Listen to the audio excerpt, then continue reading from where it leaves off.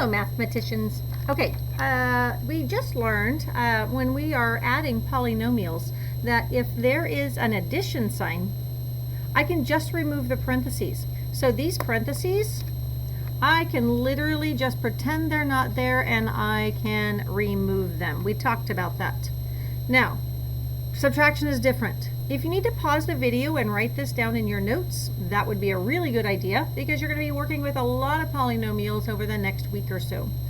So now that you're back, let's go ahead and talk about how subtraction is different. In subtraction, we have to actually do some work to remove the parentheses. We have to distribute the sign.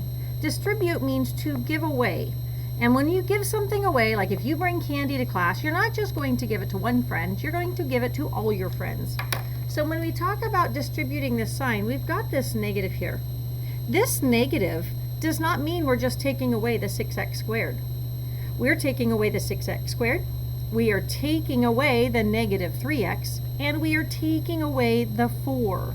So we have to remember to distribute that negative sign. Now when I distribute, I'm going to give it to every single term that's on the inside of my parentheses. I have to share, right? We can't just, give away to one. So another thing to notice. So let's go ahead and start rewriting this without the parentheses. First of all, we've got a set of parentheses here. Notice that there is no sign in front. Remember us mathematicians, if we don't need it, we don't write it. But we know it's there. Since there is no sign here, that is officially a positive. It is adding 3x squared, adding 4x, and adding negative 7. So since it's all adding, I can just get rid of my parentheses. So I can just remove those. So I'm going to rewrite it without the parentheses. 3x squared plus 4x minus 7. All stays the same because it's positive out here. This one is negative, so I'm going to take that negative sign and I'm going to give it to the positive 6x squared. Since I'm giving it a negative, it flips to its opposite. It is now a negative 6x squared. I'm going to take this negative and give it to the negative 3. That's like taking away a negative, which really is adding 3x. Then finally, I'm going to take this negative and hand it over to the positive 4. That means I'm taking away a positive 4. So as a mathematician, I write it as just I'm taking away a 4.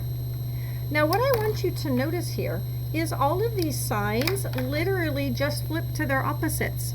Notice that my positive 6x became a negative 6x. Notice that my negative 3x became a positive 3x.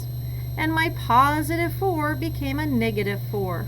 So I'm going to kind of make a note right here to myself that all I'm really doing when I distribute the sign is I flip the sign to its opposite. I just have to remember to do that. When I pass on a negative, everything flips to its opposite. Now that I have this taken care of, no parentheses, I can start combining like terms just like I learned before.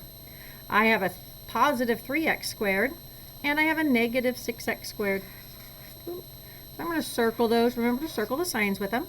And I'm going to bring those together.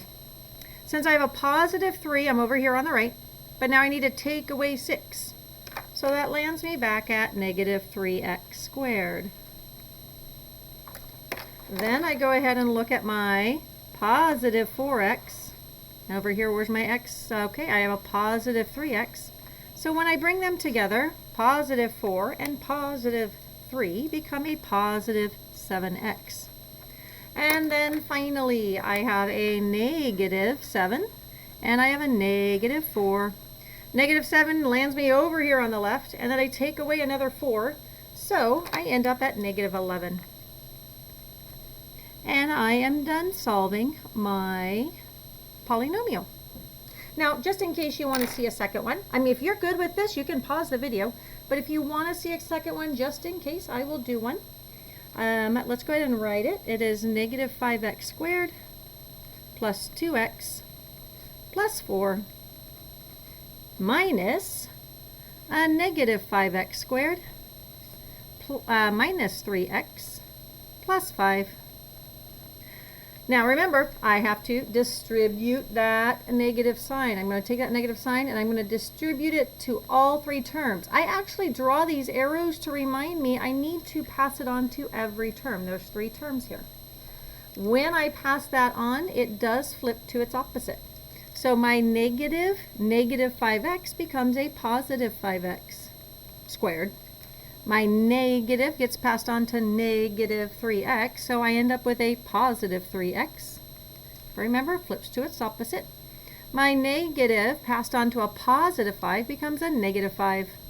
Notice it flipped to its opposite.